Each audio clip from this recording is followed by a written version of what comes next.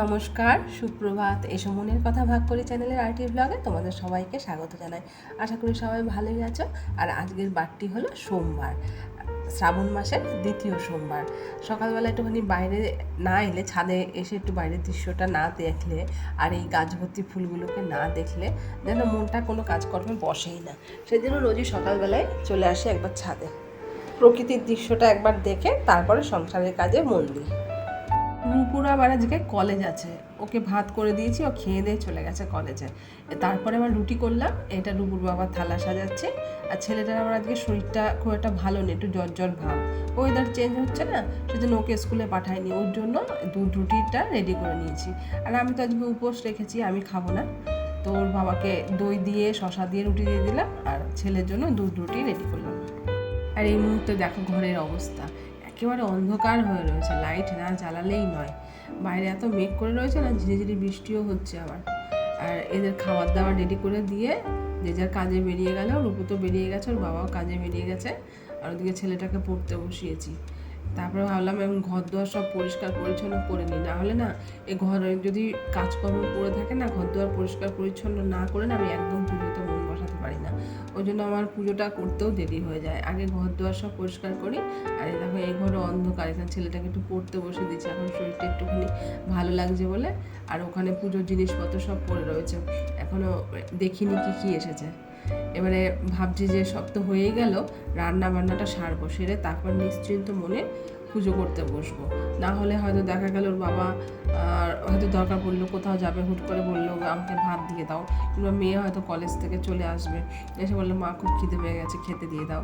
এই সমস্ত ঝামেলাগুলো হতেই থাকে।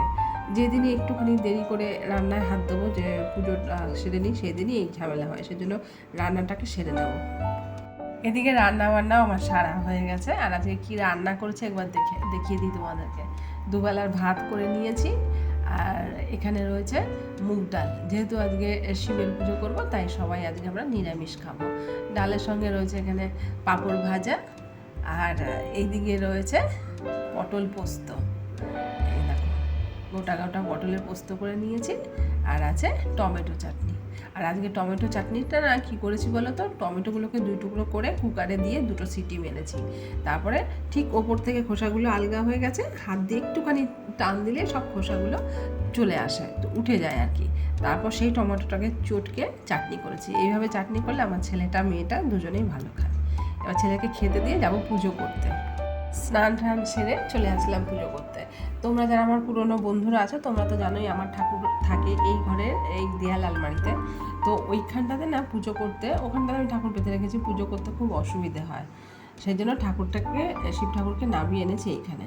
এখন এই পাশে পেতলের বাটিটা, এই বাটিতে বসিয়ে ঠাকুরকে আগে অভিষেক করাবো পঞ্চামৃত দিয়ে, তারপরে জল ঢেলে পুজো করবো। এখানে পুজোর জন্য কিছু জোগাড় করে নিয়েছি।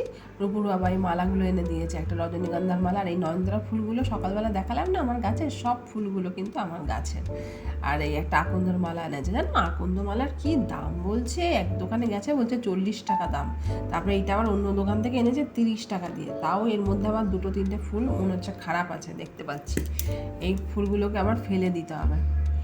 আর একটু যা কলা ঢলা যা আছে, একটু ফুল এগুলো জোগাড় করে নিয়েছি। গাছে তো ফুলটা ছিল ভাগ্যিস। আর বৃষ্টি না সেভাবে কিছু পাওয়াও যাচ্ছে না। এখানে গঙ্গা জল নিয়েছি, যেটা না নিলেই নয়। বেলপাতাও খুব একটা পাওয়া যায়নি। 2টো ডাল এনেছে, তার মধ্যে থেকে 5টা বেলপাতা পেয়েছি। আর এখানে 11খানা দুব্বা আছে, এটাও আমার ছাদের টবে ছিল। আর এটা পইতে, আর এটা সাদা চন্দন। সাদা চন্দনটা ঘষে নিয়েছি। অনেকে না যে একটা হলুদ রঙের চন্দন পাওয়া যায়, অনেকে ভাবে কি ওটা হলুদ, কিন্তু ওটা হলুদ না, হলুদ চন্দন। আর এখানে দই নিয়েছি। আর যেহেতু আমার কাছে হলুদ চন্দনটা নেই, তাই ওইটার বদলে সাদা চন্দন দিয়ে করলেও কিন্তু হবে। আর এবার কি বলো তো, যদি ঠাকুরের একটা আলাদা ঘর থাকে, সেখানে সমস্ত জিনিসপত্র গুছিয়ে টুছিয়ে রেখে দিলে হাতের কাছে পাওয়া যায়।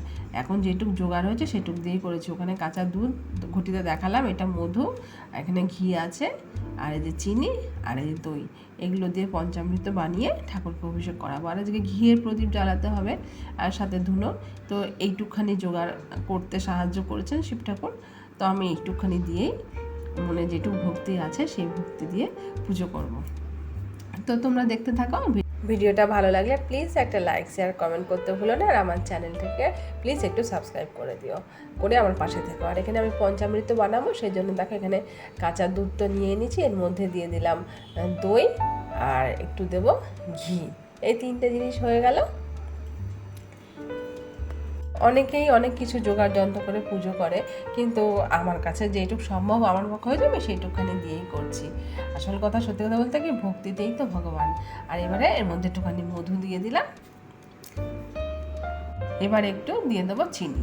তাহলে 5টা জিনিস হয়ে গেল: দুধ, দই, ঘি, মধু আর চিনি। আর সত্যি কথা বলতে কি, অত মন্ত্র পাঠও আমি করতে জানি না, ওই ওম নমঃ শিবায় মন্ত্রতেই পুজো করব। আমরা হলাম সংসারী মানুষ, এত পুজো পাঠের মন্ত্রফন্ত্র এই সমস্ত কিছুই মুখস্থ করতে থাকবো না? সংসার করব, বাচ্চা কাচ্চা দেখাশোনা করবো, আর কী করবো বলো তো? সংসার সামলে যেটুক পারি আর কি, সেটুক দিয়েই চলছে। চলো এবার পরের কাজগুলো শুরু করি। এবার এই যে এখানে 5খানা বেলপাতা আছে, এর মধ্যে আমি চন্দনগুলো লাগিয়ে নেব। চন্দনের ফোঁটা দেবো একটা করে, গঙ্গা জল ছিটে নিয়েছি আগে। এখানে 3টে আছে, চন্দনের ফোঁটাগুলো দেবো বলে আমি 2টো তুলে নিয়েছি, 3টেতে দিয়ে দিলাম। এবারে বাদ বাকি 2টোতেও চন্দনের ফোঁটা দিয়ে দেবো। এটা কিন্তু সম্পূর্ণ সাদা চন্দন। দুব্বাগুলোর মধ্যে একটু চন্দন লাগিয়ে নেবো। দুব্বাগুলো কিন্তু আমি ছাদের থেকেই এনেছি, ওই টপের গোড়া দিয়ে হয়েছিল। এবারে ফুলগুলোর মধ্যে, ফুল মালা সব কিছুর মধ্যে গঙ্গা জল ছিটিয়ে এর মধ্যেও চন্দন লাগিয়ে নেব। এই পেতলের বাটিটার মধ্যে অভিষেক করাবো ঠাকুরের, সেই জন্য সাদা চন্দন দিয়ে এখানে একটা ওম লিখে নিতে হবে। এটাও হলুদ চন্দন দিয়েই করে, কিন্তু না পেলে তখন সাদা চন্দনেও হয় আর কি। শিব ঠাকুরের হলুদ চন্দন আর সাদা চন্দন এই দুটোই লাগে। এবার এর মধ্যে শিব ঠাকুরকে বসিয়ে দেখো লিখে নিয়েছি। এইটা অবশ্যই একটা থালার মধ্যে হলে, একটা পেতলের ছড়ানো থালার মধ্যে হলে ভালো হতো, কিন্তু ওই যে সমস্ত স্টোর রুমের মধ্যে বাসন কুসন, ওখানে এখন খুঁজে পেতে বড়ই মুশকিল। এটা পেয়েছি হাতের সামনে, বাটিটা এটাই নিয়ে এলাম। এবারে ঠাকুরকে একটু তিলক করিয়ে দেবো। এই তিলকটা কিন্তু 3টে আঙুল নিয়ে একসাথে করতে হয়, কিন্তু আমার এত ছোট্ট ঠাকুর 3টে আঙুল আর একসাথে ধরবে না, সেই জন্য একটা আঙুল দিয়েই করে দিলাম। এবারে ঘিয়ের প্রদীপটা একটু জ্বালিয়ে নেব। ধূপ, দীপ এগুলো আরও আগেই জ্বালাতে হতো, একদম প্রথমেই পুজো করতে এসে বসে প্রথমেই প্রদীপ আর ধূপকাঠিটা জ্বালিয়ে নিতে হয়। কিন্তু ওই যে এত গরম লাগছে না, ফ্যানটা চলছে, সেজন্য একটু দেরি করলাম জ্বালাতে। দেখবে ঠাকুর ঘরে কিংবা তারা পুজো করতে বসে আগে প্রদীপটা আর ধূপটা জ্বালিয়ে নিলে প্রদীপের আলো আর ওই ধূপের যে সুন্দর গন্ধ, এইটা নাকে গেলে আর প্রদীপের আলোটা চোখে পড়লেই যেন মনটা অন্যরকম হয়ে যায়। এবারে চলো ঠাকুরকে স্নানটা করিয়ে নিই ওম নমঃ শিবায় বলে। এটা পঞ্চামৃত দিয়ে ঠাকুরকে অভিষেক করাচ্ছি, এরপরে আবার ঠাকুরকে ওখানে বসিয়ে পরিষ্কার জল দিয়ে স্নান করাবো। তবে এসবের হয়তো আরও অনেক কিছু নিয়ম কারণ আছে, আমার তো অত জানা নেই। আমি একটা সংসারী মানুষ, অতি একদম সাধারণ সাদামাটা মানুষ, যেইটুকের মনের মধ্যে ভক্তি এসেছে সেইটুক দিয়েই করলাম। আর এই যে এটা অভিষেক করালাম ঠাকুরকে, এই যে পঞ্চামৃতটা দিয়ে, এটাই কিন্তু চরণামৃত। পুজো শেষে এই চরণামৃতটাই একটু খেতে হয়, একটু মাথায় নিয়ে উপোসটা ভাঙতে হয়। আর এটা আমরা তাই করবো, আর বাদ বাকি যদি বেশি থেকে যায় সেটাকে কোনো গাছের গোড়ায় টোড়ায় ফেলে দেবো, যেখানে সেখানে ফেললে তো হবে না। আর যদি সামনে পুকুর আছে, পুকুরে ফেলতে পারি, পুকুরেও ফেলে দেওয়া যাবে। কিংবা যদি পুকুরে যেতে না পারি, তাহলে কোনো ফুল গাছের গোড়ায় যাতে পায়ে ঠায়ে না লাগে সেভাবে এটা ফেলতে হয়। এবার ঠাকুরকে ভালো করে মুছে পরিষ্কার করে বসিয়ে নিয়েছি। ঠাকুর যেই পাথরের বাটিটার মধ্যে রোজের বসে থাকেন সেটাতে আবার একটুখানি সাদা চন্দন দিয়ে তিলক করিয়ে ঠাকুরকে মালা পরিয়ে নেব। এবারে পৈতেটা সুন্দর করে কাগজটাকে ছাড়িয়ে এটা রিং মতন করে ভালোভাবে গুছিয়ে ধরে পৈতেটা পরিয়ে দিলাম ঠাকুরকে। এবার ঠাকুরের মাথায় যে 5খানা বেলপাতা চন্দন দিয়ে রেখেছিলাম, সেই বেলপাতাগুলো মানে যে মসৃণ দিকটাতে চন্দন লাগিয়েছিলাম, সেই দিকটা শিবের মাথায় 5টা দিয়ে দিলাম ওম নমঃ শিবায় বলে। নিয়ম কারণ অত কিছু জানি না ঠাকুর, যেটুক ভক্তি আছে মনের মধ্যে সেটুক দিয়ে তোমার পুজো করছে, তুমি পুজোটা গ্রহণ করো, আর ভুল ত্রুটি হলে ক্ষমা করে দিও। এবারে দুব্বাগুলোও দিয়ে দেবো। দুব্বাগুলো কিন্তু মা পার্বতীর নামে অর্পণ করা হয়। এখানে একটা পানের মধ্যে সুপুরি দুব্বা এগুলো দিয়ে শিবের সঙ্গে কিন্তু পার্বতীরও পুজো করা হয়।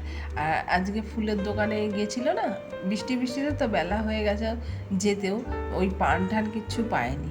তো কি ওই যেটুকু যা জোগাড় করে দিয়েছে ঠাকুরের যা ইচ্ছে তাই সেইটুকুনি দিয়েই পুজোটা করলাম। শুধু দুব্বাটাই আমি এখানে দিয়ে রাখলাম।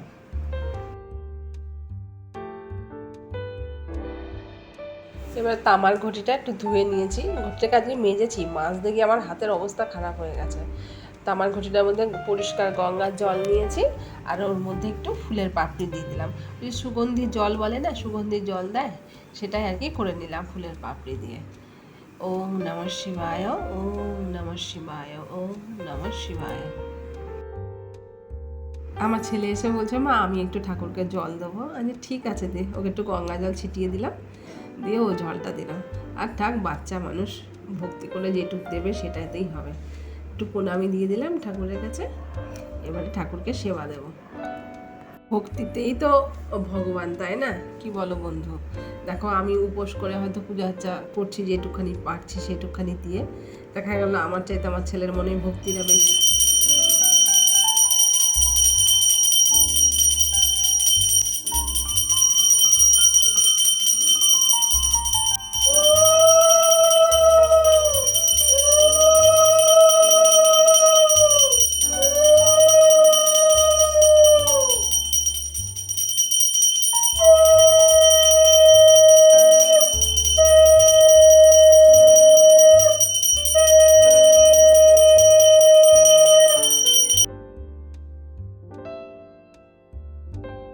আজকের মতো শিব পুজো আমার এখানেই সমাপ্তি।